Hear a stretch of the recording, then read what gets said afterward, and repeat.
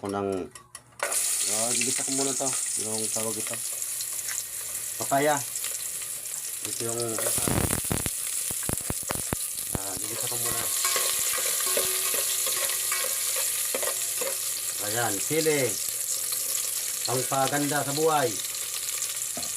Ganito yan guys, wait lang. Yan. Nako, may tinik pa guys, okay lang. Oh.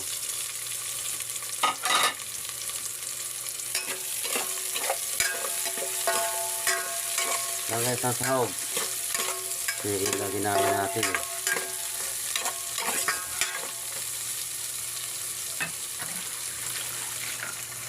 Ano yung papaya? Oh. Yo. Wow. Wow. Dalawang hugas yan guys. Kasi ayaw ko na luto ko ng hindi malinis. Gusto ko yung napakalinis. Tapos, haluin natin ha. Mamaya ko nilagay si gata.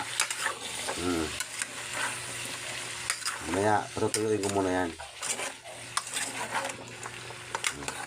See you guys.